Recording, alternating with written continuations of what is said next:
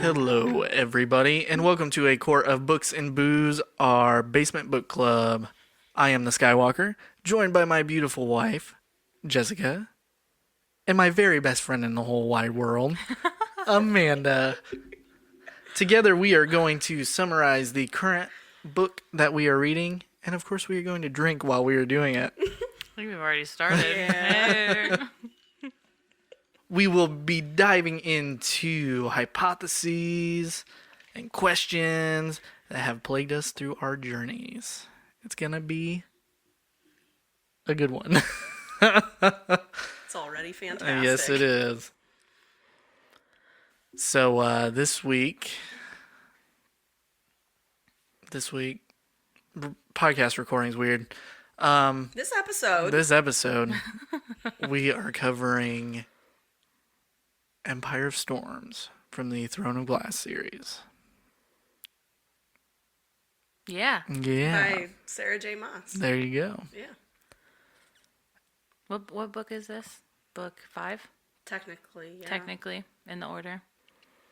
Yeah. So we did the tandem read, decided to do that with Tower of Dawn, but this episode we're just going to be talking about Empire of Storms specifically and the storyline with that. Yeah, so we read both the books at the same time. How did we feel about that, guys? By the way, this was my first tandem read ever, and it was intense. It was my first one ever. I didn't even know that was like a thing. Yeah. And, I mean, I loved it. Mm-hmm.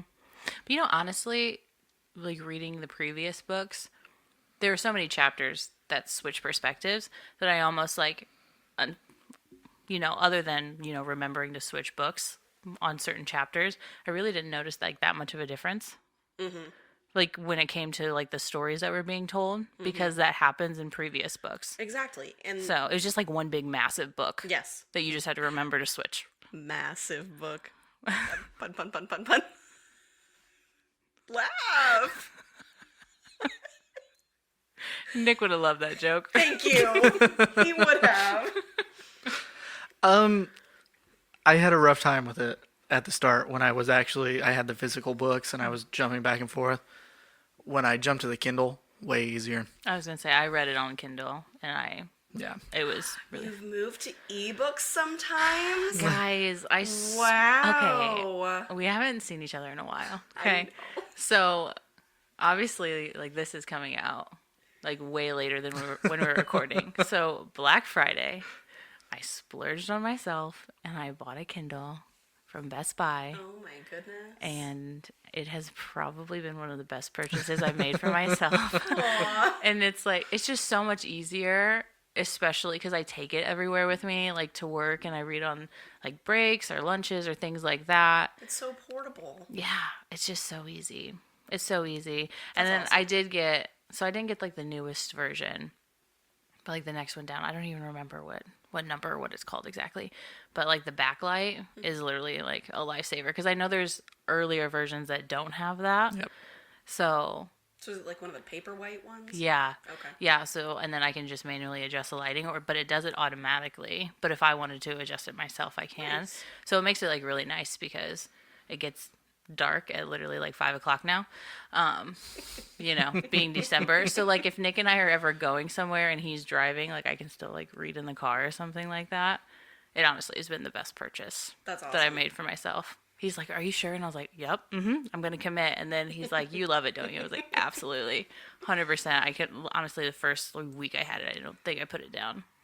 That's cool. So Don't you love when you get something that you're like not sure if it's going to be worth it, and you're like, oh, this is absolutely the best thing. So glad I purchased yeah. this. When I did like so much research, because I was going between like a Kindle and a Nook, and so good purchase then. yeah. But I was going between a Kindle and a Nook, and comparing like the backlights. Obviously, the Nook has a very similar thing, and like storage use and things like that. Because I was like, man, if we're doing this podcast for a while, like I'm gonna need a lot of storage.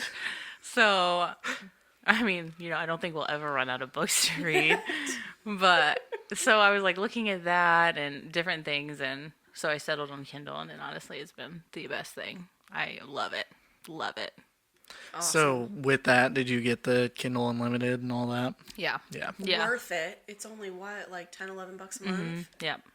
I use I get so many free books. Right. Yeah.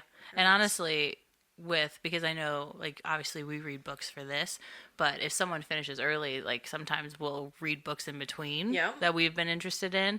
And so sometimes, like, you, for example, Jess, have been whipping through books like none other recently. Oh, yeah.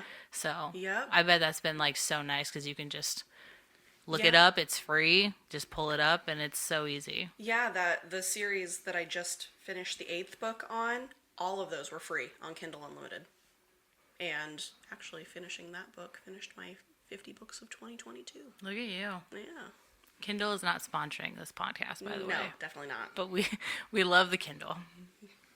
But yeah, I mean, it's been so nice, so easy, and Ebooks are helpful. yeah. And honestly, with the tandem read, I thought it was going to be a lot more challenging with the Kindle, like going back and forth digitally, but it wasn't that bad.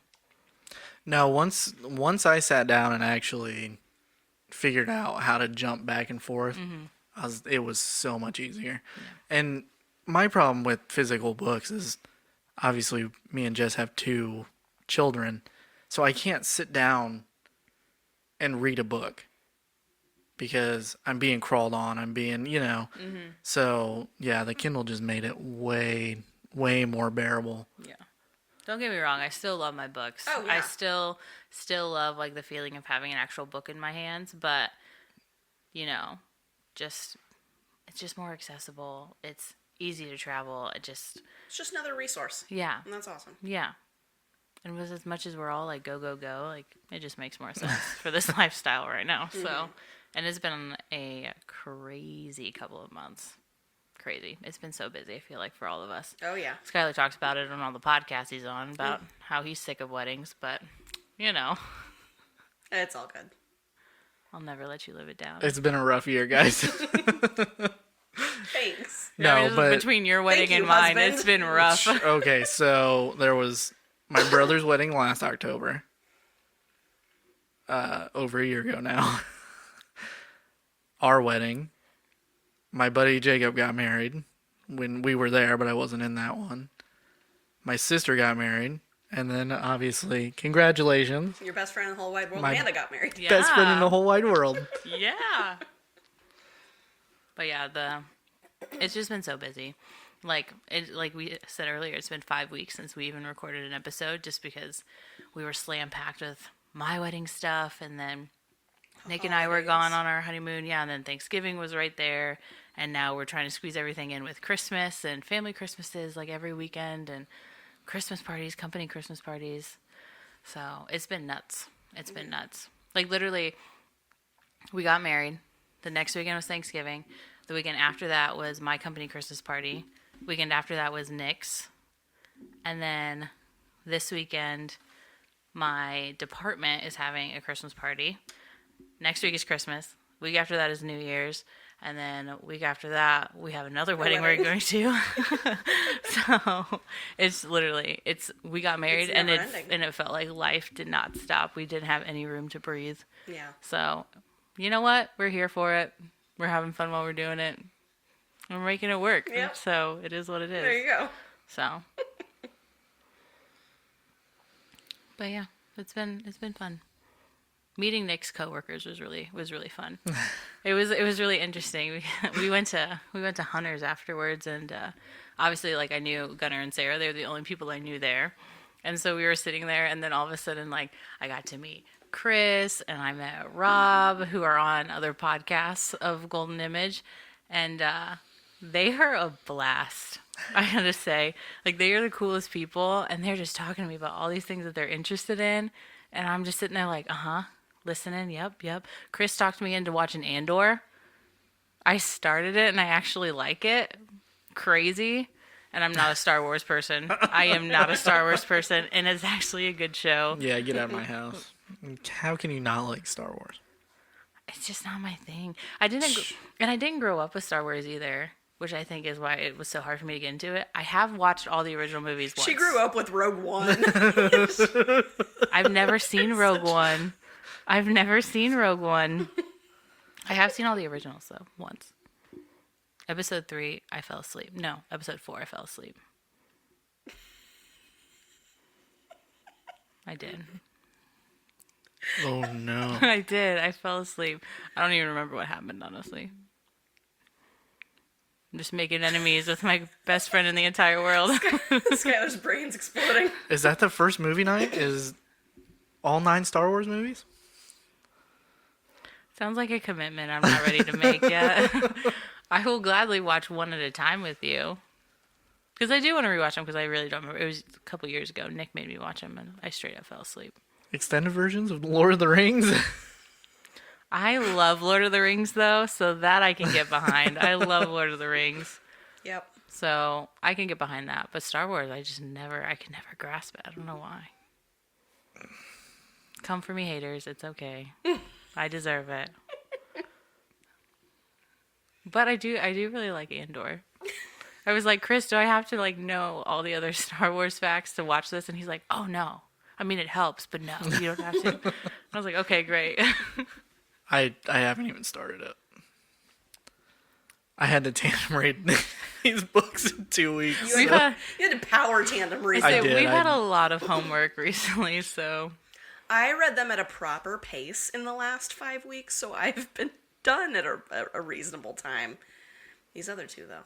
I made the mistake. They just finished today. I made the mistake of waiting until after I finished Thanksgiving. on Wednesday. Oh, you finished 2 days ago. I finished Wednesday. After 5 So. weeks. Yes. And Skyler finished a couple hours Well, because ago. I was so ready. I think I only had like maybe 8 chapters when I had asked you like where you were, and I was like, hey, like we can push it off like if you're not done, because I was full ready to like, because I had half the day on Friday that I was just gonna finish it up before, but then I was like, oh, Skyler's not done, we're pushing it off, so I'm just gonna like relax and let this sit for a second. So, but it was good. I'm ready to talk about it. All right, Jessica. You're up. All right, be prepared. This is a long one.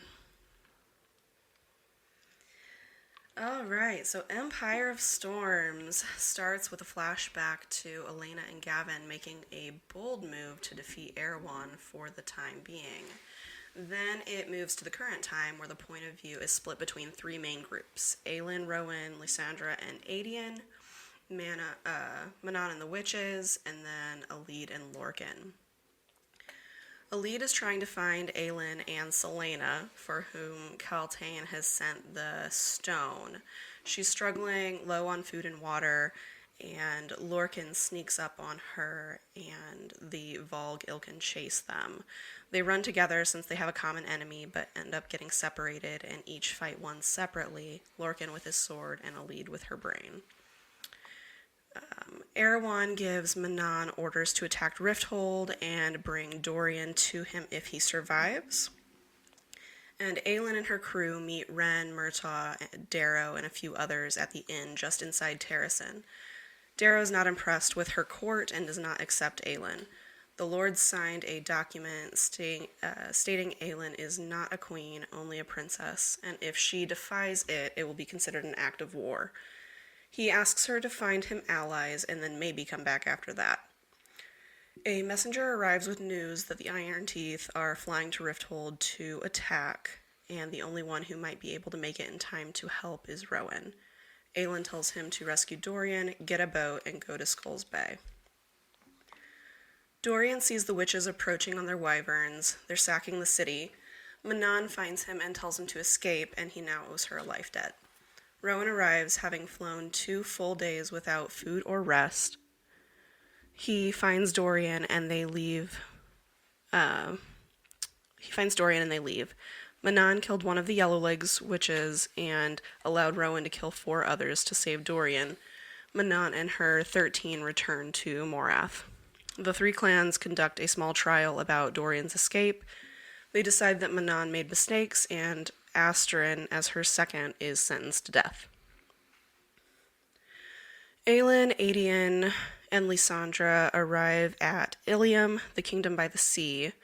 Aelin, Adian, and Lysandra defeat Ilium's soldiers at a temple that was there for Brannon.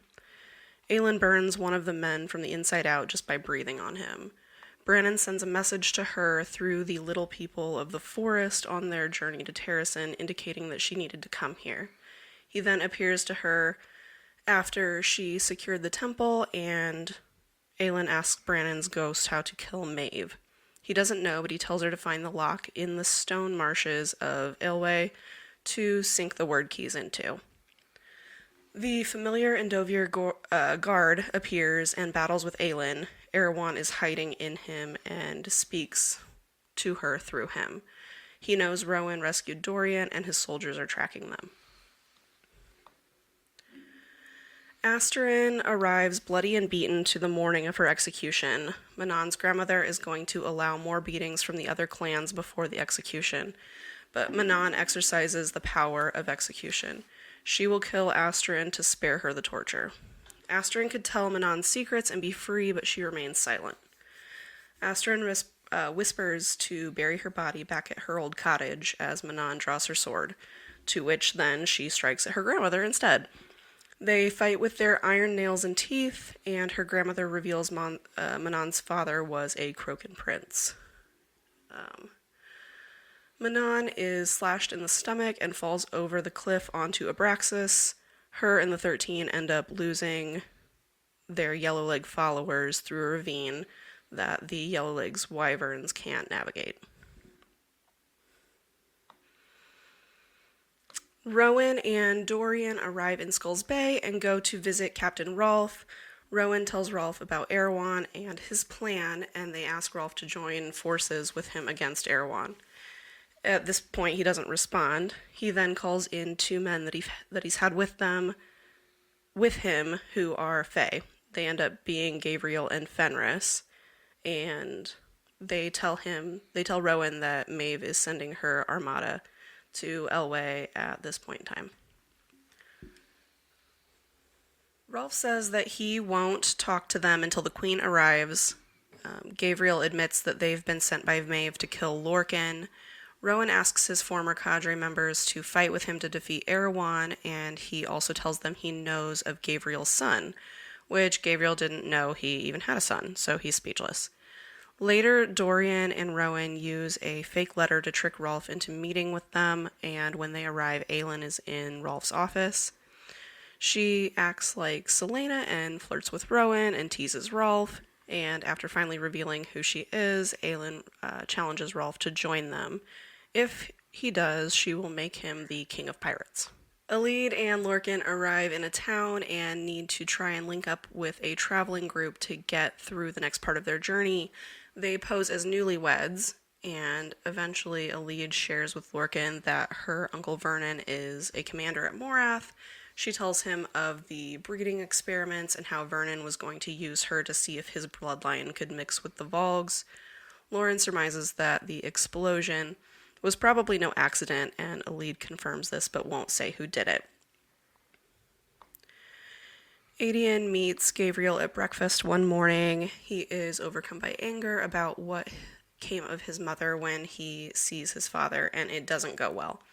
Rolfe tells Aelin and Rowan that Morath's fleet is sailing for Elway, and Aelin knows it's in retaliation for what she did at Ilium. She knows he's striking there because he knows of her love for Nehemia. Aelin asks Rolfe to send his Mycenian fleet to fight with Elway. She promises to give him back Ilium if he complies. A warning bell sounds, and Rolfe looks at the maps on his hands, showing the Volg are approaching. Rolfe thinks that they are coming because they are searching for Aelin after a surge of power she sent out a few minutes ago. She denies it and gathers her group to leave instead of help in this fight unless Rolfe agrees to her plan. He finally agrees to Aelin's plan, and he wants a lord's title. Aelin and her crew make the plans to help Rolfe. Lysandra shifts into a sea dragon. Aelin and Rowan join their power on the boat. She reaches so deep into her magic that Deanna takes over her mind and body through the word key. Aelin struggles but finally reclaims herself despite the battle plans going a bit awry in the process. Lysandra fights off the sea wyverns, but as she starts to tire, Adian kills the last one to save her life. Adian makes it to her first as she's collapsing on the beach and promises to marry her someday. After all the stress, Aelin needs to get out of town for a little while. Rowan follows her, and they have sex on the beach. That's a good drink. There you go. When the group is assembled together later, Elena appears to them. She tells them the lock is in the center of a temple in the marsh in Elway. Elena's mother gave her life to preserve it. Gavin and Elena used it years ago to seal Erewhon up when they falsely claimed that they had killed him. Elena also shares who her mother is, which is Mala Firebringer, which makes Mala and Aelin relatives. On the way to the marsh, they see Manon riding toward them on Abraxas. She is unconscious and falls off the wyvern into the sea. Manon awakes on a ship with Aelin watching over her, and Aelin warns her not to run away or hurt anyone. Alid and Lorcan are performers now within their caravan, fortune-telling and swordplay. Demons attack their camp looking for Alid, and they tell Lorcan her real name because until now she has gone by her mother's name of Marion. He confronts Alid after the fight is over. They end up sharing some truths about their background, and then they go to the taverns of the town in search of news of Aelin. At that point in time, some of their carnival companions give them away. Lorcan hears enemies coming, but the two escape on a boat. Lorcan kills the captain, which makes Alid furious. Something at that point triggers Lorcan, and he checks out the amulet that Aelin gave him, finally realizing it's a fake, and is absolutely pissed. He steers the ship toward Elway, the best lead that they got at the taverns as to where Aelin was. After a late night discussion with Manon, Dorian asks Aelin to unchain her and let her roam free on the ship. They go down to unchain her, but discover that there's an imposter among the group. One of Erewhon's minions was sent for Manon. He reveals her as a Crocan queen, and Dorian then kills him. Above deck, more are attacking the other pirate ships. One of the creatures reveals to Aelin that Erewhon knows she has a word key. Gabriel admits he only left Adian and his mother at her request. He would have rather stayed, but loved them enough to leave when she asked him. Something Fenris said to Aelin sparked a memory. Baba Yellowlegs said something to Aelin before she killed her long ago that Aelin now finally understands. She then runs away, locks herself in the bathroom, and is repeatedly sick. Lorcan and Alid are getting close to the marshes at this point, but then all of a sudden Lorcan says they need to run because an army of demons is flying toward them. Manon notices the Eye of Elena charm on Aelin's necklace and says that it has a different meaning to witches. She then tells the story of the Crocan Wars and the resulting curse on the witches. Aelin wants the first shot at their enemy, so she moves ahead of the others. When Lorcan and Alid arrive, he senses the immensity of her power and throws a magical shield over the two of them. Her power easily overwhelms the demons, and Lorcan has never seen anything like it. Afterward, Alid gives Aelin the stone from Caltaine. Manon introduces Dorian as the king of Aderlan. Aelin thanks Lorcan for bringing Alid and tells Manon that she claims her. Rowan notices a difference in Lorcan, a softness toward Alid. Dorian wonders if the gods guided them all there for a reason. Aelin then opens the chest that they found in the Marsh Temple, but no lock is inside. It's just ancient mirrors with the Eye of Elena in the corner. Manon tells them about the witch's mirror powers and the witch towers. When they return to the coast, they see 100 ships, which is Melisandre's fleet. Aelin surprises everyone by walking directly toward them. The leader of the troops is Ansel of Briarcliff, who Aelin met years ago in the desert. Ansel brought these ships and warriors at Aelin's request to repay the life debt she owes her. Ansel and her army from the Wastes took over Melisandre's army and brought them to Aelin. They will all sail north tomorrow to protect Terrasen. Ansel says it's Maeve, not Erewhon, who has been setting fires on the coast of Elway, trying to make it look like it's Aelin. Rowan talks about the armies Aelin's assembled and how he loves when she surprises him. Another armada is headed toward them, and it's Maeve.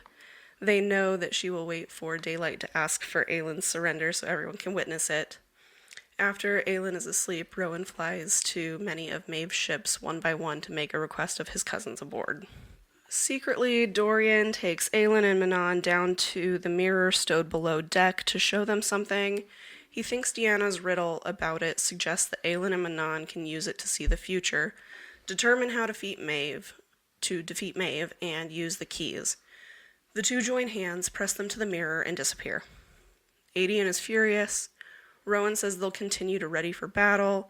Maeve sends messengers asking for their surrender. And Rowan says the Queen is not on the ship to answer and just asks for safe passage for both fleets. Maeve's answer is just a bunch of arrows shot towards their ship. Aelin and Manon are in the past, seeing visions of Gavin and Elena. They see Elena use the stone in the eye of Elena and know that it's the lock, which can only be used once. Instead of sealing Erewhon away, it was supposed to be used to unite the keys and eventually send them all back home. She says she will give anything to undo what she's done, to give someone who's more prepared someday to end this using the stone for the right purpose. She's told she will have to lead Mala's bloodline to bleed again and use Mala's gifts to forge the lock again, with Elena leading them. They will have to give every drop of their life force to do it, to send home and eternally seal the lock between the worlds. While Aelin's gone, the battle ensues. Lysandra fights in her modified sea dragon form, attacking ships specifically marked by Rowan. Some of Maeve's ships are now flying different flags, silver whitethorn flags. These ships begin firing on their own fleet, and Lorcan notices Maeve isn't among her own ships. He sees her ashore near where he left a lead and a few guards for her safety. Aelin and Manon crash back into the real world. They land near Maeve, who has a lead captured. The battle is vicious, despite the help from Rowan's cousins. Manon's 13 arrive, with Abraxas leading the way. Maeve reveals that she planned each thing Aelin has recently encountered to deplete her magic. She waited until it was on very low reserve to attack. Maeve tells Aelin that she knew she would lead her to all 3 word keys. She saw it all a long time ago. She saw the love of her life, her mate, Rowan. She knew their children would be powerful enough to rule the world. She knew how to get her to hand over the keys when she was strong enough to get them all. Maeve gave Rowan to his first supposed mate, had her get pregnant, and then killed her. She ensured that their paths would cross when Aelin was of age. She knew Aelin would give her whatever she wanted if she pulled the right strings. Maeve couldn't believe that when they met, they were so broken at that point that they didn't realize each other as mates for a long time. Aelin has known it since the battle with Manon at the temple months ago. She kept it from Rowan since then to spare him his heart about Lyria. She tells Aelin that she would have had 1,000 years with Rowan, and she probably had 5 years from settling into her fae form at this point. Maeve calls for Karen, her new second in command. Maeve says Aelin must come willingly. If she struggles, she'll bring a lead along with them too. Maeve orders Lorcan and Fenris to be perfectly still through the blood bond, and Aelin surrenders. She gives Alid messages to give to Adian and Rowan. Maeve makes Aelin bow before her, take off her shirt, and then lets Karen whip her over and over. They put Aelin in a metal box, chain her with iron chains, and put an iron mask on her face. Aelin slipped the word keys into Manon's pocket as she walked past her earlier. Manon knows she needs to get them in a lead far away from Maeve. They carry the box towards Maeve's boat. Maeve orders Fenris to follow them, and then she releases Gabriel and Lorcan from their blood bond and all of their titles and possessions. They then leave. Rowan arrives and puts a knife to Lorcan's throat and asks where his wife is. Alid tells Rowan that Aelin is his mate and about the whipping and the box. They're mad that Lysandra knew all along, but Aelin had asked for her help that day that she was sick on the boat. She had told her how to seal the keys in the gate and banish Erewhon forever. She asked Lysandra to shift into her after she dies and to be married to Rowan, fathering heirs with Adian so they looked like Ash Rivers. Alid parts badly with Lorcan and leaves with Manon and the 13. Manon asks if they heard what her grandmother had said about being half Crocan, the last surviving Crocan queen. Manon says they owe Aelin a life debt and it's time to become better than their ancestors. They're going to rally the Crocan army to fight for Aelin. Manon tells the whole group about the 2 word keys she has. She then tells Dorian that Elena said that he also has the blood to use them. Aedian married Rowan and Aelin 2 days ago in secret. Rowan had known deep down that she was his mate at that point and refuses to accept her sacrifice of the fate that she felt was dealt to save the world. He sends a message down their mating bond urging Aelin to fight. They see that they see new boats coming in on the horizon now that the battle is over that they don't recognize. A man Rowan doesn't recognize hops out, and it is Galen Ashriver, the crown prince of Wendlin. He shows them a letter Aelin wrote long ago when she asked him to return the favor for what she fought for him at Mistward, and gave him the coordinates to the spot. His people have never forgotten Evelyn Ashriver or Terrasen. Then hundreds of other people arrive, Ilias among them, come to pay their life debt owed to Aelin. They are the silent assassins of the Red Desert. Aelin has called in many old debts to rally this army. Lysandra transforms into Aelin to greet them. She says that they'll go north to Terrasen. She tells the other commanders they have matters to discuss with them before they start the fight with Morath. Gabriel, Lorcan, and Alid will eventually join Rowan. They think Fenris will help protect Aelin and drop clues about their whereabouts. Aedian will stay with Lysandra/Aelin. Dorian will fly north with the witches to convince the Krogan to ally with them. And Rowan will take off to hunt down Aelin. They all vow to meet in Terrasen when this is over. Whew. Bum, bum, bum. Good job. It was a long one, man. Good job. This book was a freaking ride. It was something. It was something. So, look, I'm gonna be totally honest. I did not care for the start of this book as much as I cared for the last one. It was a little slow. Yeah. And I think that's kind of the theme with these two is Slow start. I went into them thinking they were going to be very political, rebuilding kingdoms, getting ready to fight Morath. Boy, was I wrong. Yeah, you're thinking they were going to be rebuilding Rifthold when it's like, nope, we're going to destroy the entire thing and then Just leave it. kidding. Literally, and that happened within the first couple Yes. chapters that the city goes destroyed. I definitely was not ready for that section of the book. No. At the very beginning, too. Well, and even, I want to call her Selena so bad still. Aelin shows up in Terrasen and they're like, nope, go away.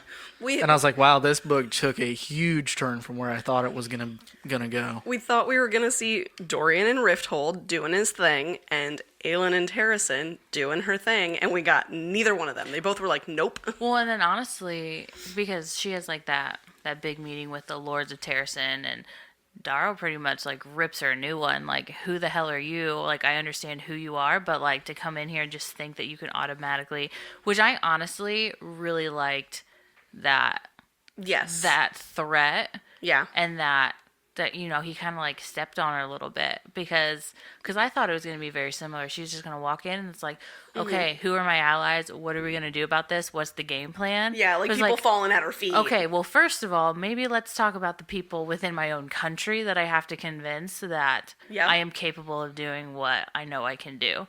Because I like her the best as a character when she has that internal struggle, because it really humanizes her. Mm-hmm. And I really enjoy that when she's like, well, I'm just going to put my head down. I'm not going to say anything. I don't know. I really like seeing her battle with herself and with her confidence to where she's like, you know what? No, I am a badass bitch. This is who I am. I've got literal fire in my veins right now. But then she has to hold it together because she also needs them to help her. That was such an interesting section with the meeting. I was just like, huh. And then, yeah, she just they had to up and leave. She just accepted it for what it was and Yeah. started brainstorming options. Well, and I think so much of, like, earning their trust because she has been gone for so long. And they know who she was. Right. Is doing things by example and letting them hear about it. Mm-hmm. And how she acts and how she responds. Yep. So, I mean, I'll be curious to see, like, what happens after How it the finishes. chaos. Yeah. When she's, like, back in Terracin, like, okay, so are they eventually, like, gonna send help for her? Like, to aid her? And, now that she is in trouble, like, actual really bad trouble right now. Yeah. Like, the most trouble I think we've seen her in thus far. So, I'm interested to see, like, how those connections tie with her later. Because I think that they have to. I'm surprised throughout this book that we didn't get any flashes back to Terracin and Darrow hearing about the things that she was doing. Because it's such like a heavy plot point at the beginning of this book that, Darrow is against her and he's made sure that all the lords in Terracin are against her as well. So why, when she sacked Ilium or when she, for lack of a better term, saved Skull's Bay, did we not get a flashback to Terracin of him being like, oh, maybe I fucked up? Of him, like, hearing about it. Right. Like, getting word of what happened. Yeah, maybe we'll get that.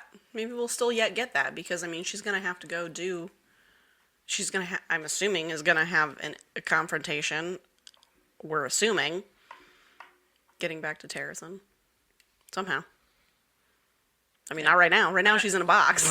I say, and I hope it's like this big moment where she just has to, like, walk in and, like, no words even need to be said because it's like, look what I did. I told you so, but I'm not even going to say it to you. I picture, like, Aragon in the Two Towers when he walks into Helm's Deep and slams open the doors, and that's what's going to happen. Yeah, I'm calling it now. Aragon? Aragorn. You Sorry. said Aragon, I do. and I'm like... say it wrong all the time.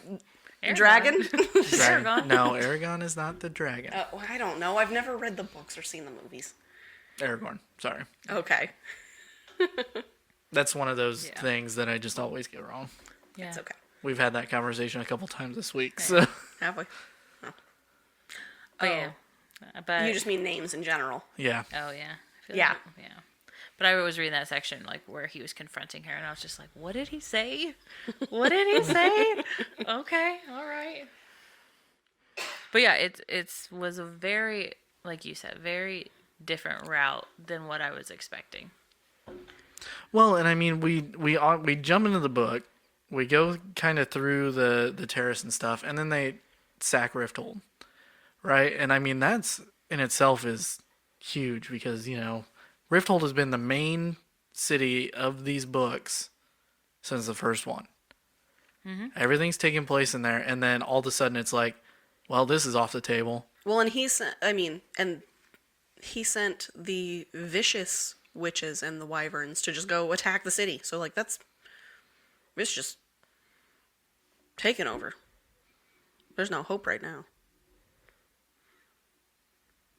So, I know. I was not honestly- expecting it. Well, then Dorian, being the good guy that he is, like, no, I should stay. And I was like, you're... And What are you gonna do? Let's say Rowan was right. He's like, you're better off alive. Yeah. Than you are staying and dying. Mm-hmm. But honestly, he would have been dead if Manon hadn't shown up. Yeah, for real. Like, man. Let's talk about probably the best character of this book, right? Okay. Okay, hot take. Oh, wait. though. So the best character of this book, Abraxas. Abraxas, Yeah, I just- 100%. Okay, but The fussy seriously, nursemaid. I love Manon. I adore her. She's so awesome, and I literally like her more and more with the more the series goes on. This is one of those interesting points that I wanted to make, because when they first introduced Manon in, was it Era of Fire? Mm-hmm. I was like, I don't understand The point of this section of this Yeah. book. Why? I remember you saying, you're like, I don't see how this is gonna make any sense. Who the heck is this? Well, and I think even in that episode, I say, obviously her and Selena at that point are going to team up Yeah. towards the end of the series. But at that point in the series, it's like, She's brand new, jumping in after a few books already. Yeah. That you're like, how does this fit? And it was a huge separate storyline. And I remember like we didn't like it. We're like, oh yeah, we just got to get through it because it's part of the book. But I know, like we were just like, oh yeah, the black beaks, whatever, yellow legs, over it. Okay, let's get back to what's going on with Selena. But now I look forward to like her parts of the story so much, especially like now that she's ended up like challenging her grandmother, and she was also having like that moral battle. Internal, yeah. Yeah, I mean, and it's just become such a good storyline. I adore her.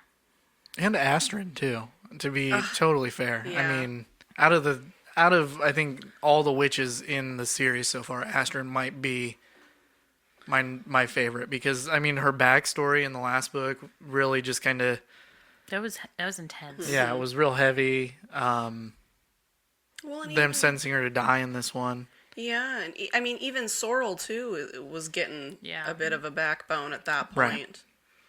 So, yeah, definitely was a stressful point coming up on Astrid's execution, because that whole scene was just written so well. Is that when you cried? There was one of the points.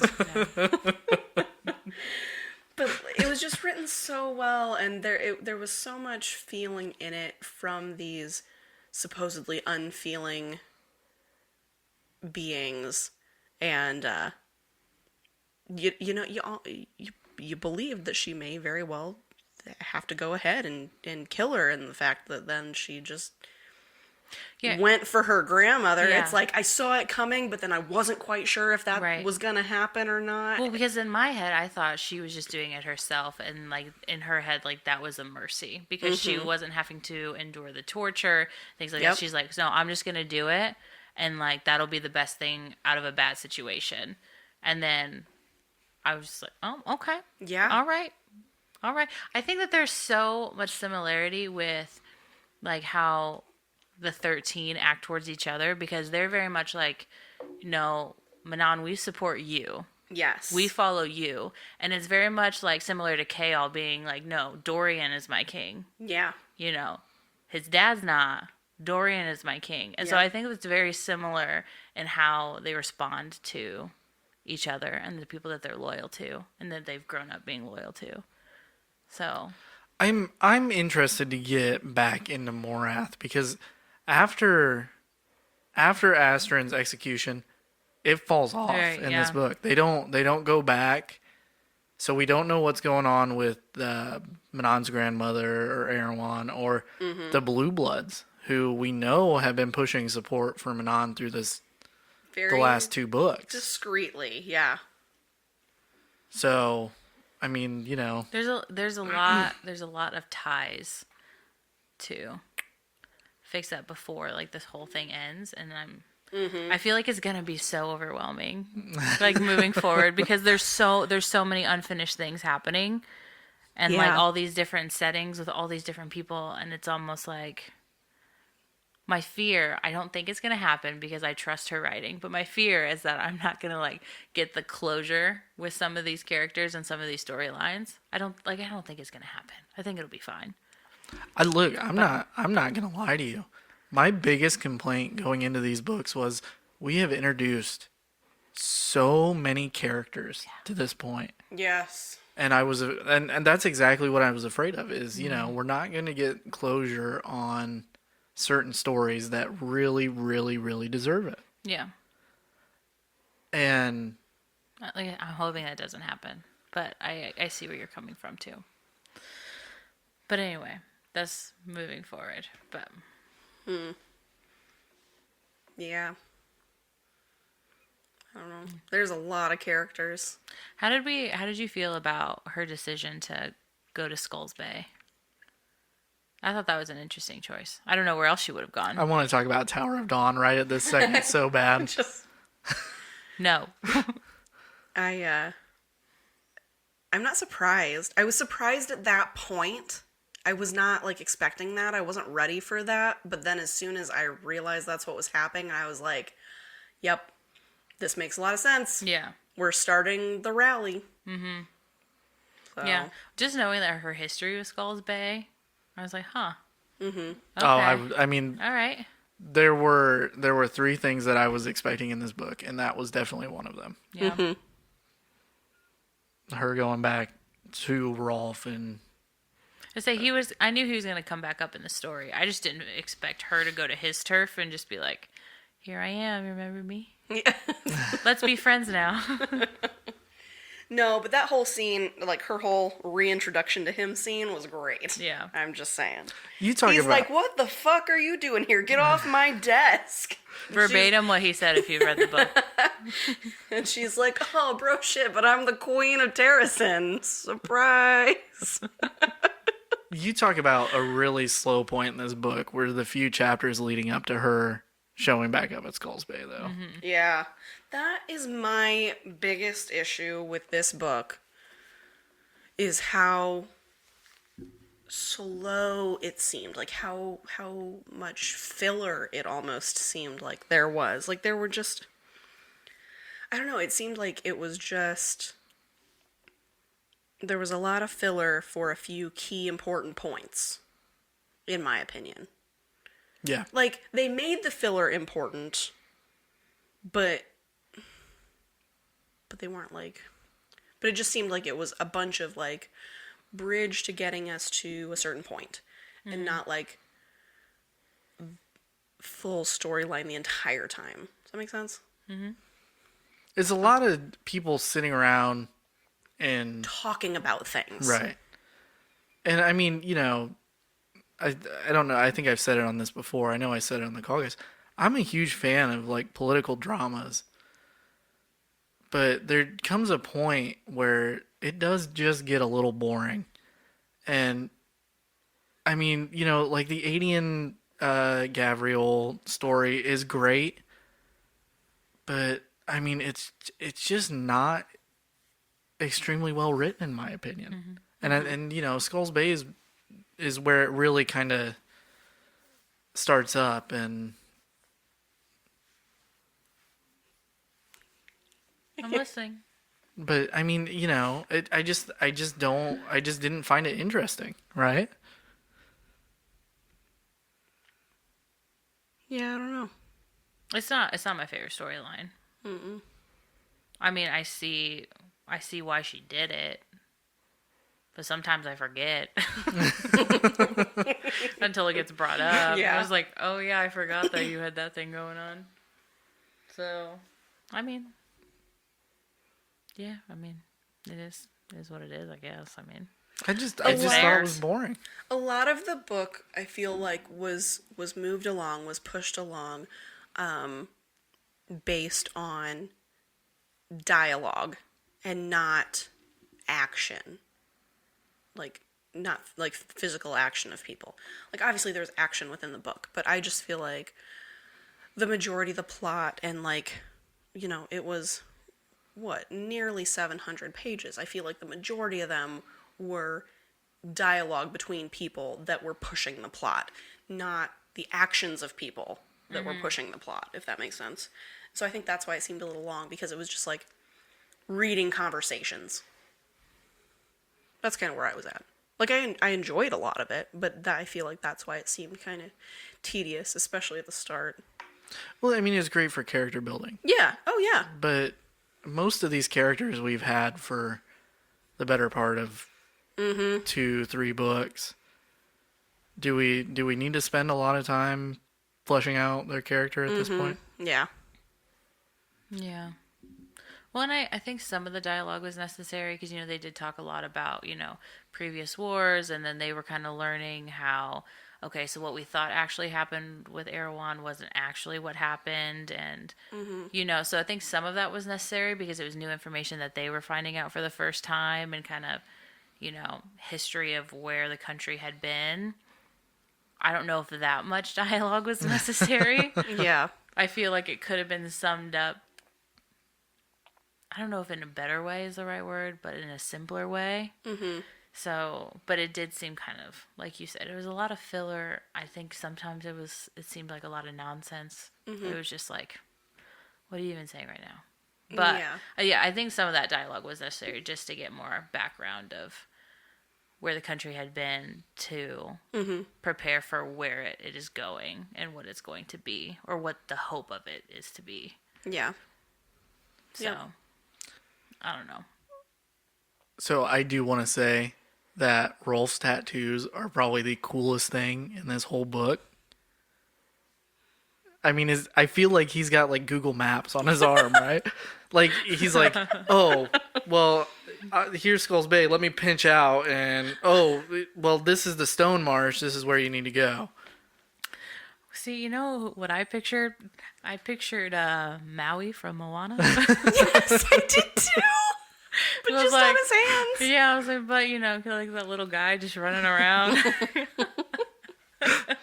That's what I pictured in my head. Yours sounds cooler, but Debatable. that's immediately where I was just like, oh, it's like Maui with his little guy, just, you know, making tally marks Got a on his little Rolf, bicep. little Rolf running around. I did. I literally pictured him with like just a smartphone. Honestly, just like, oh, the lock says it's right here.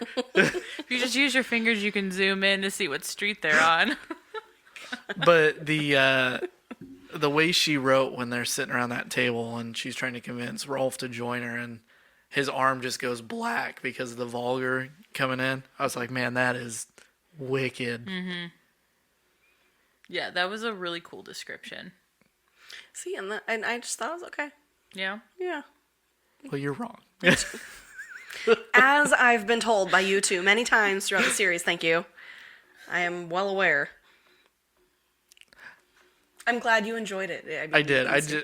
I just got a really cool visual of him sitting there and looking at his arm and it just turning black as the vulgar moving closer. It's like, man, that is. It sounds terrifying. Yeah, and Honestly. he knows because he's been dealing with it for years at this point. Yeah. Just watching your arm turn black. I also think when that happened, I was just like, oh my gosh, Dumbledore and his hand was turning black and it's dying. This poison is going throughout his body. But Always goes back to Harry Potter. Always. I did just quote Moana though earlier, so I'm all over the map.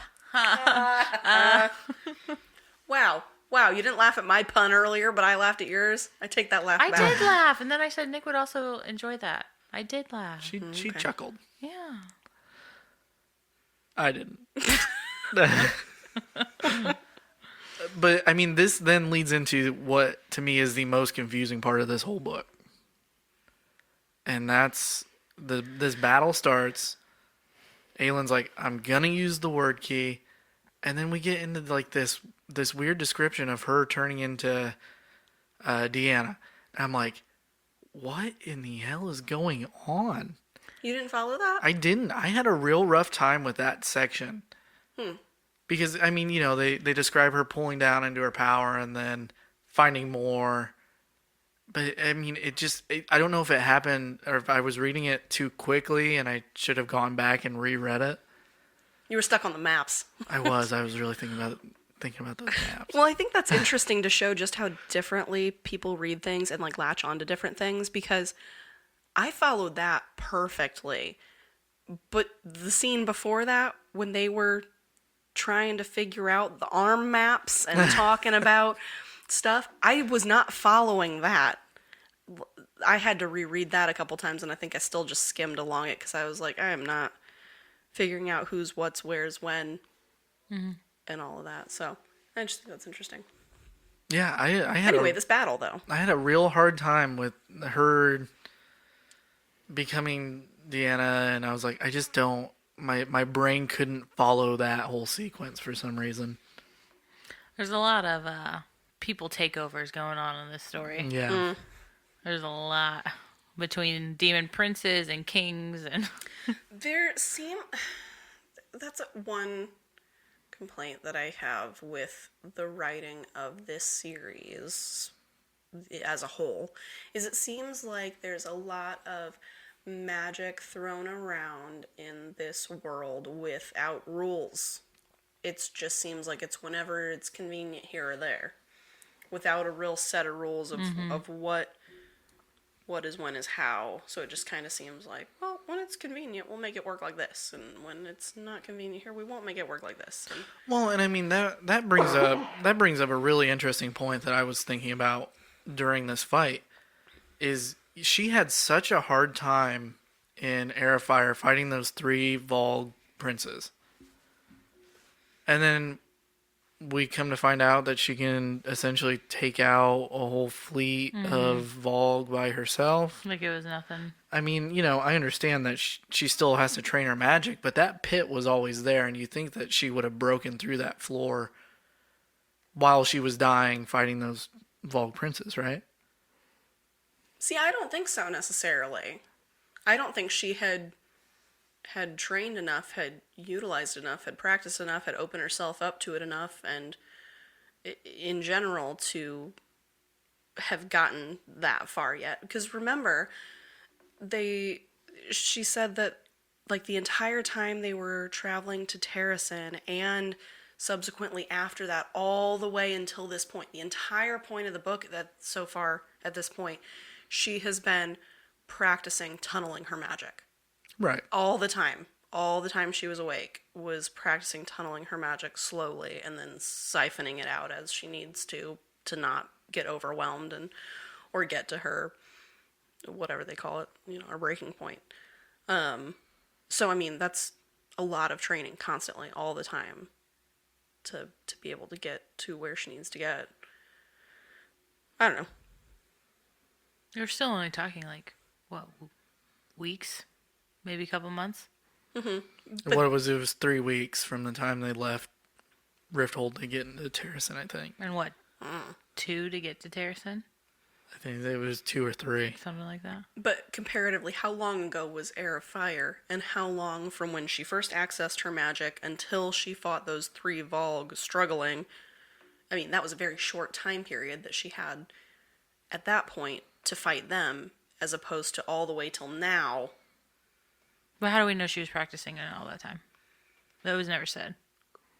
Well, it wasn't said that she was practicing since the end of Air of Fire, but it did say that she had been practicing since essentially the beginning of this book. It mentions at one point that she has been, for the last however long, doing this constantly. Well, because I was on the same page. I was just like, oh, she's going to get burnt out. She's going to burn out. And, I mean, I guess, like, because she didn't write that she had been practicing all the time, but I was like, okay, well, it was never mentioned before that she was making, like, she had said how she needs to hone down her magic and figure it out, but it wasn't ever a detail that she was, which I don't know if it was necessary, but I was on a kind of a similar wavelength, but I was just like, oh, well, look at her go. She just done the thing.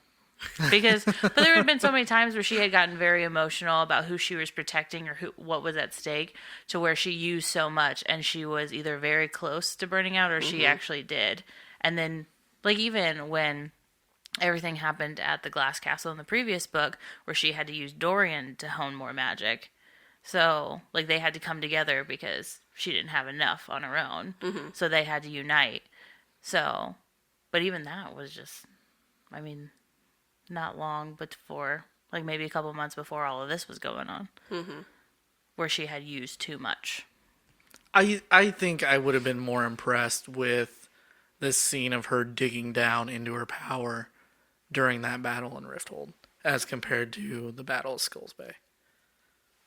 Well, and I think one of the reasons that it seemed more impactful than it probably would have been if she was just tunneling into her magic in any normal battle is because she was wearing the word stone, and then that made an effect. Like, That's that true. is the reason that Deanna could get through, and that's why everything, like, blew to shit for a bit. Yeah. So, Yeah. It wasn't my favorite battle scene. But It definitely was not mine either. well, of that battle, it was not my favorite scene. true. Lysandra's stuff was my favorite in Yeah. that particular battle. That was intense. Talk about another top tier character now, huh? Dude, she's like Shapeshifter. Up. Yeah. Yeah. Yeah. Because I had very, very similar feelings. Okay, I don't think they were as intense as what I felt for Caltaine, which I still feel really bad about. We gotta stop. We stop judging books by their cover, huh? I say I really should have learned after Caltaine. But when Lysandra got introduced, I was like, man, she just seems really petty. Which she was super young at the time. She probably was, but just petty catty, whatever. But man, has she evolved. Yeah. Like her character development has been one Top of my tier. favorites to read. I love how she just stays in Ghost Leopard form Yeah, all the it's time. just a thing now. Yeah. So I mean, Skulls Bay. It was nice. I love the stuff between Aelin and Rolf and Yeah. we get our first taste of smut for Throne of Glass. Yep. You can definitely tell that she is growing as a writer as we go, and not afraid to put very I wouldn't say detailed, but Well, I feel like this has been building up for a minute Yeah. because they have like such intense moments periodically. Lots of tension. Yeah, to where you're just like, well, is it? No, okay, nope, it's shutting it down. All right. So I feel like there's been a lot of build up because there's been at least like 4 or 5 instances in the past couple books to where you wonder like, is it gonna go there? Mm-hmm. So Yeah. I didn't need 7 pages of her describing them doing it on the beach.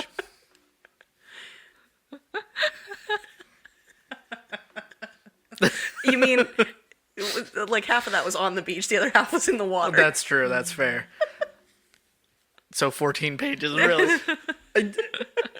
And I love Sarah J. Maas. You know, I've read ACOTAR and that whole series. I can do without it. I mean, you know, it's great that they finally Did their thing. did their thing. I'm happy for them. But man, it was that section of Rifthold of Skulls Bay was just a little much for me. what did you guys think about the marriage when that was thrown out there? Like, oh yeah, they secretly got married. Jess, what did you think? Oh my gosh.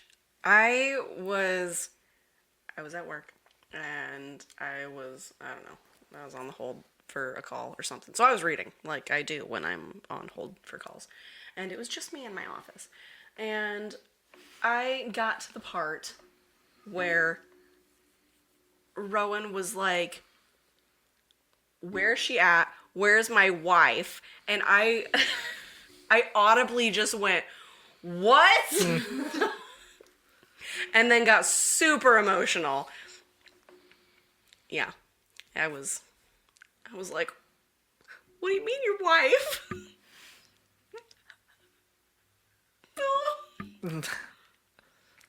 His reaction to her being missing, made my heart feel all the feels. I don't have an issue. I don't have an issue with it. But there are things that I want to say about it that I can't because Yeah. of other things. So, That's fair. I mean, it's great for the story. I mean, I understand the plot point. Not super excited about it. I think it's gonna bite her in the ass. I don't like Rowan. Okay, but Listen, let me love things because you can love it all you want. That's okay. I was an absolute wreck the last line of this book where it was like Prince Rowan Whitethorn Galathinius, consort to the queen, flying off to hunt down his wife. I was like, he's got Galathinius in his name. Like, how sweet is I'm that? gonna cry right now. Jesus. Shut up. You're the look, cancer baby. I know. And I didn't cry at all during this series. Oh my gosh.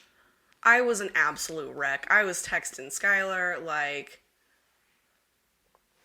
what is going on? Like, you need to get on these books, because I am not okay. I am not gonna lie. So she texts me and she's like, I'm not okay. I'm sobbing. This book has mentally ruined me. And I thought Rowan died. And I was pumped. Because that's the one thing we've lacked throughout the books after the second one is a big character death. And I have an issue with series that are afraid to kill main characters. You know, Nehemia was one thing, but she even wasn't still, that a was huge, book 2. right? Yeah. We haven't had that big death. Oh my gosh, can you imagine if she was like still a part of the series up until now and then they killed her off? You would have been a disaster. Oh, I would have been a disaster. Yeah, I would have bawled my eyes out. But I mean, I don't dislike it. I mean, it was extremely well written where he just pops up and he's like, where is she? Where's my wife? I'm Batman. See, that's what I'm saying, like, because even in the last book, the last episode we did, I had mentioned that I like how we're getting more into, like, the audience isn't knowing everything that she's thinking or everything that she's planning, because that was a huge ball drop when he was like, where's my wife? Because I was even like, I'm sorry, what? And then when it came out, I was like, what the hell? Okay. But I like how there's things that even the audience doesn't know. I tell you what, I mean, I understand that this was meant to be like the big kind of twist in this book. No, here we But go. out of these 2 books, it wasn't the biggest one, in my opinion. I agree.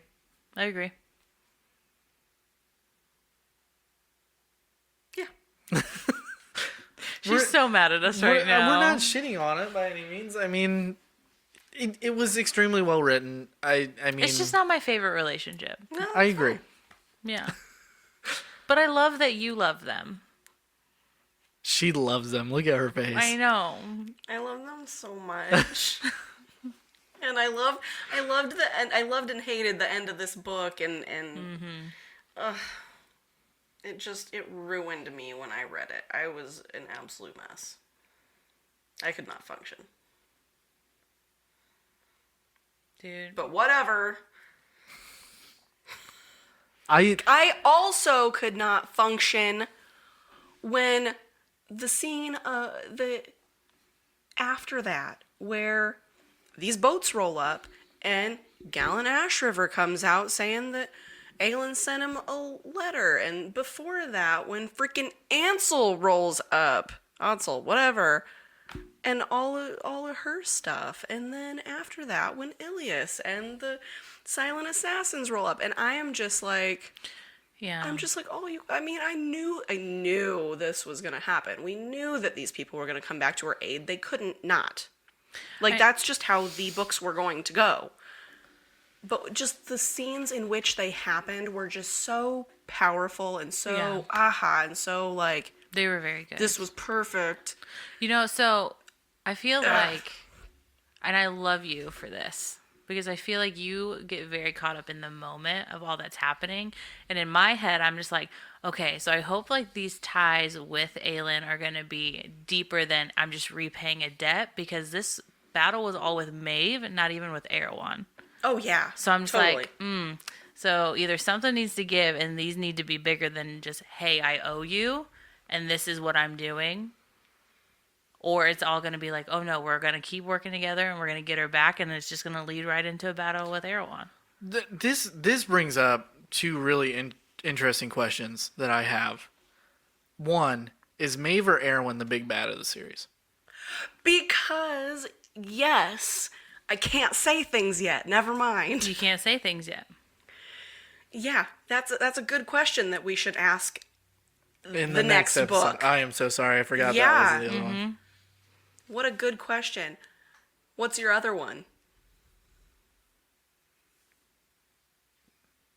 Shit, what was it?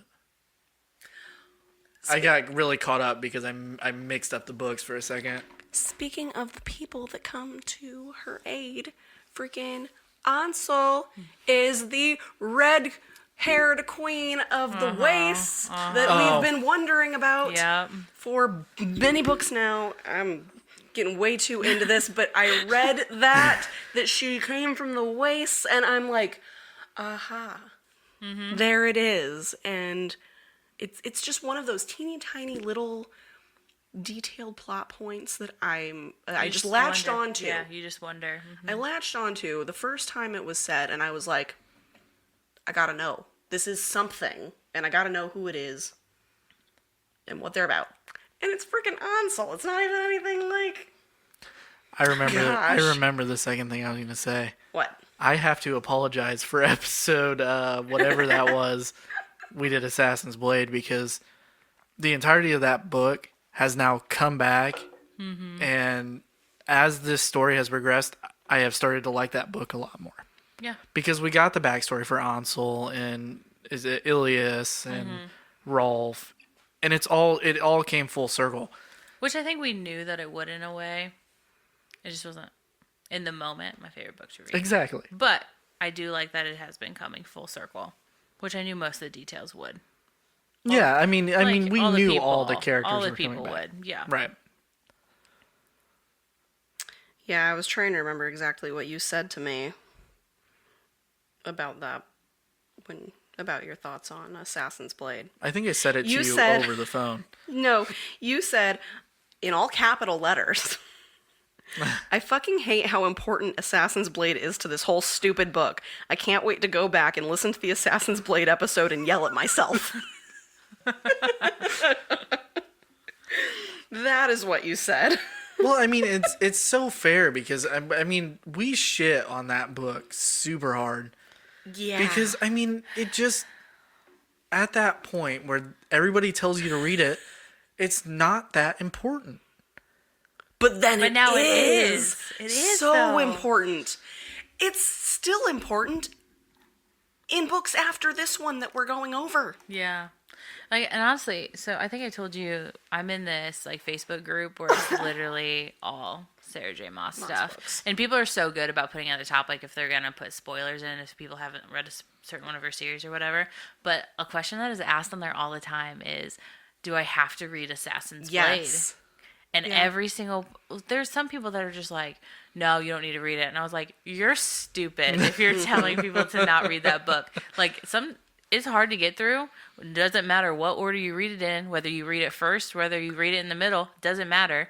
But it does, especially after reading this, you have to. There's so many details that are in that would be completely lost, and you would have no idea. Yeah, I mean, you have no wouldn't idea know where who any Ansel of these is. people are. Yeah, or where they're coming from. Or why they owe life debts. Or, Exactly. Yes. Yeah. And so some people just rip a new one. Like, no, read the damn book. Just read the book. I mean, it's part of the series. Why wouldn't you read it anyway? Yeah, but why wouldn't you? It's a question all the time. Do I I have know. to read it? Well, the answer is yes. Yes, you It's have always to read yes. it. It's always yes. Just read it. Do you have to read the books? Yes. Do you have to watch all of the episodes, whether they're canon or not? Yes. Do you have to? Well, that's different. No. It's very, very No, it's different. not. This isn't an anime podcast. Anyway, I I mean, have one of those. do you want one? Maybe. We'll talk about that later. Dibs. You can write the intro. You did write the intro. You can do the I intro. wrote the intro. I read all the synopsis. I mean, just that full circle back with Ansel and Ilias. I loved it. And I mean, Assassin's Blade became a lot more relevant because of this book. Yes. It makes sense why we read it before Queen of Shadows. Yes. I do like the way we read it though, because I think I would have forgotten a lot of that stuff if we read that book first. I would Right. never want to read it any other way than The way that romantic. we are reading it, Yeah, the romantic way. Yeah. including the tandem. Yeah. Like, I would never want to read it any other way than the way that we're doing it. Now being nearly almost through the series. And honestly, after reading the tandem, because they do happen at the same time, but it did feel, like I said at the beginning, felt like a huge long book where we were just going back and forth between different story points.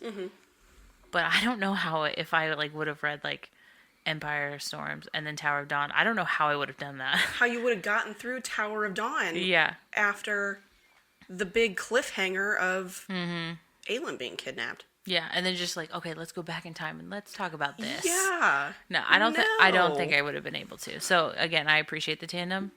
I would recommend the tandem, 100%. Skyler was like halfway through the books, maybe 3/4 the way through the books, something like that. And he's like, I'm at a point where I just want to finish one book and then read the other book. And I'm like, if you want to do that, you finish Empire Storms first. And he's like, but I wanted to finish Tower of Dawn first just to get it done. And I'm like, you cannot do that. Yeah. You can't do that. It won't make sense. Yeah. Highly recommend the tandem. I mean, now that I'm through it, and I've realized that reading it through Kindle is way easier than I thought it was going to be. I'd recommend it too. I mean, the books align with each other Very well. extremely well. Oh my gosh, yes. It's great. Yeah, and the breakdown of chapters and what to read when, Yep. top notch. And, if anybody is planning to, read these, if it feels too daunting and you end up, like, going an extra chapter or two too much, like, it's not going to ruin I did the that. plots of the books. I did that that. like twice. Yeah, same. Yeah. I didn't. I'm not gonna lie. I stuck very. Good for you. Such a good boy. Wow. But I constantly, after I finish a chapter, I go back and check and be like, when do I need to make the jump? I did. I printed a guide, a reading guide. Because I know you had sent us one. I printed one, and I literally had check boxes, and I was checking them off as I went. Yeah. Because I'm so OCD about that kind of stuff. So I was like, no, I'm just gonna lose track of it. But there was once I was so enthralled with the story where I was like, oh shit, that's 2 chapters too much. Yep. Well, and the beauty of the tandem read is the jumps happen at the end of sections with characters. They make sense Yeah. for Right. the most part Yeah. when you're stopping So and like, starting. well, you go through like a 2-chapter section about Aelin, and then it would jump to Tower of Dawn. Manon. And you know at that point that you Oh. should probably go back and read whatever chapters you have to read in Tower of Dawn next. Gotcha. Because of Yeah. that just space of characters. But between the Right. Empire Storms character settings. Right. Yeah, I got you. Well, do we want to do our book ratings?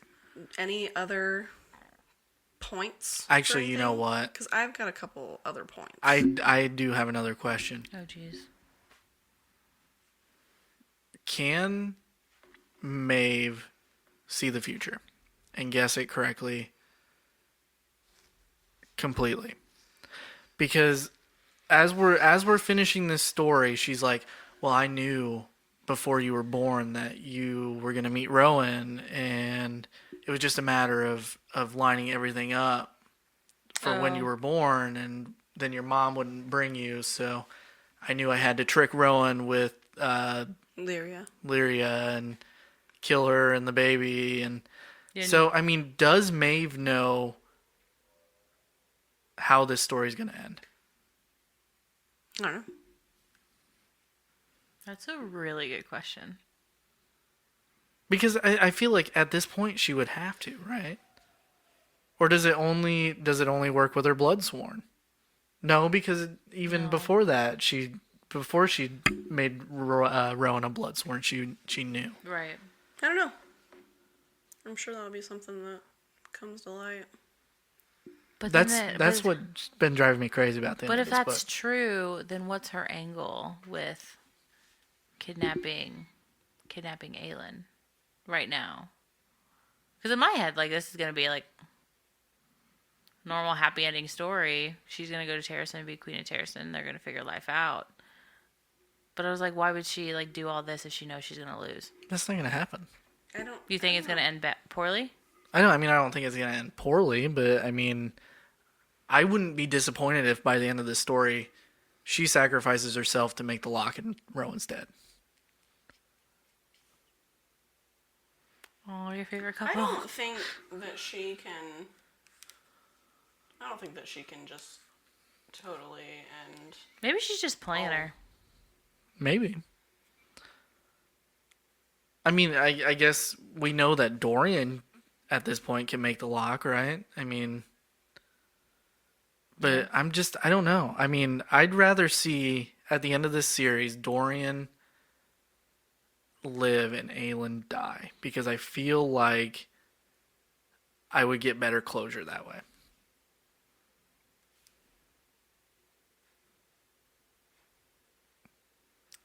Yeah. Dorian and Manon rule the world. Well, wasn't it? Well, didn't Elena say something to Aelin about like apologizing to her for being the one that has to pay for their mistakes? Mm-hmm. Wasn't that a line? Mm-hmm. She was the one that was picked. Maybe that's foreshadowing. I mean, the whole section about the lock, though. I mean, it's very, in my mind, it's very straightforward that Aelin has to be the one to sacrifice herself to create the lock to get rid of the Volk and Erewhon and the gods for some reason. That I didn't quite follow, but you're awfully quiet over there. I'm just listening. She doesn't want to think about Aelin and Rowan dying.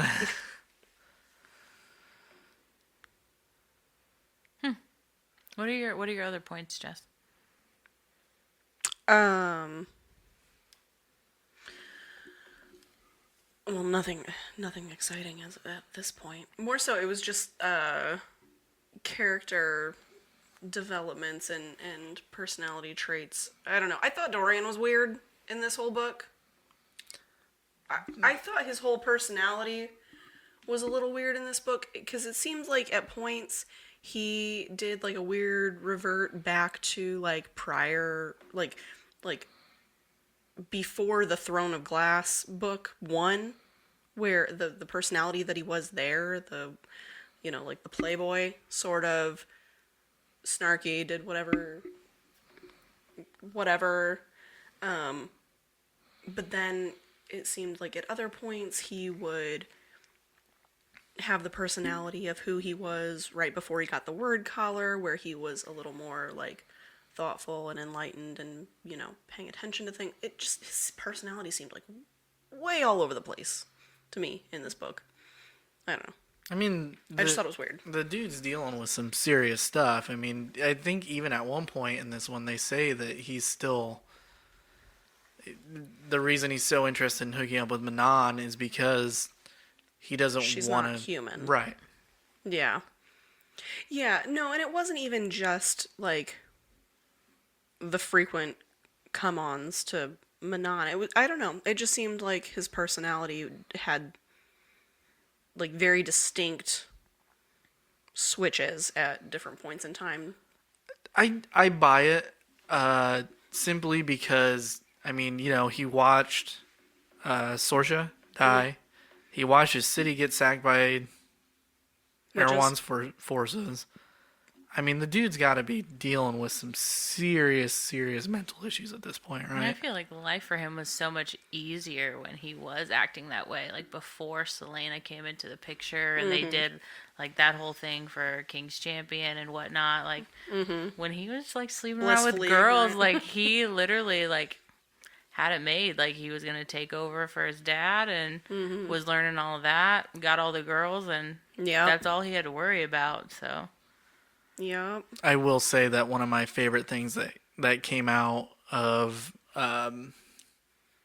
Elide coming back is he's like, "Oh, I treated Caltaine like shit." He's like, "Now I feel bad." But yeah. Anything else? Nope. Amanda? No, sir. All right. You guys got any? Well, I guess we'll do theories at the end of Tower of Dawn, huh? Yeah. Because there's a lot. There's a lot that happened in that book, too. Yes. So. All right.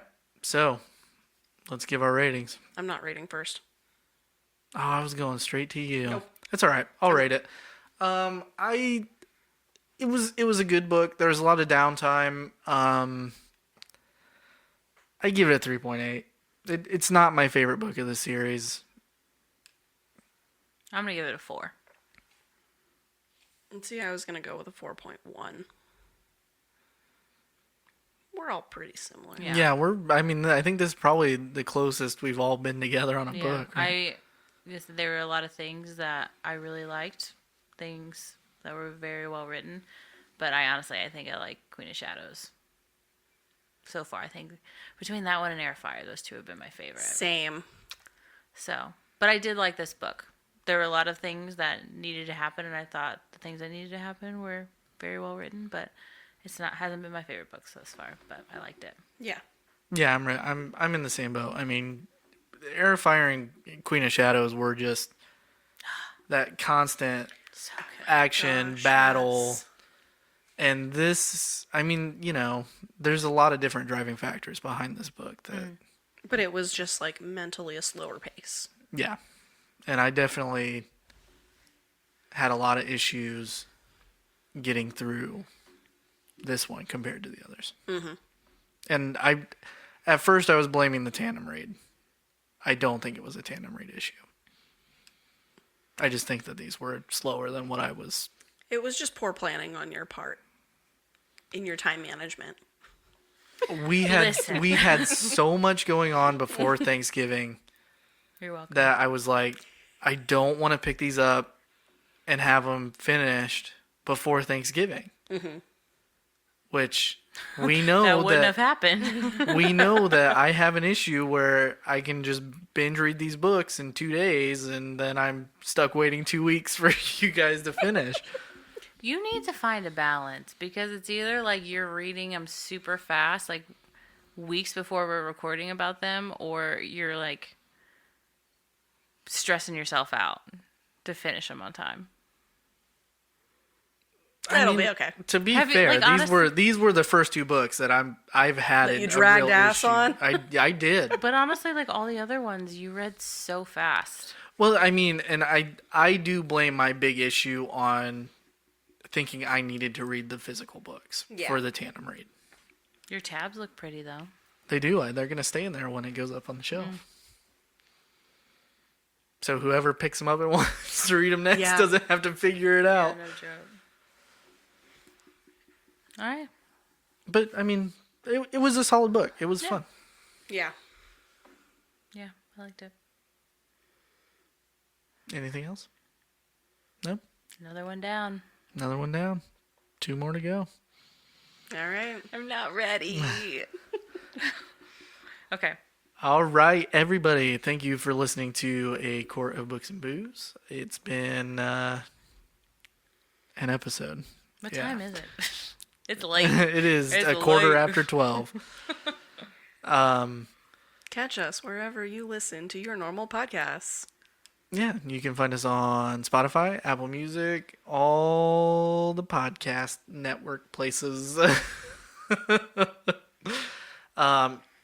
If you're interested in hearing any other podcasts by the Golden Mojo network of podcasts, you can check out MurdNerds, The Call Guys, Indiana Chiefs Fans, United States of Paranormal.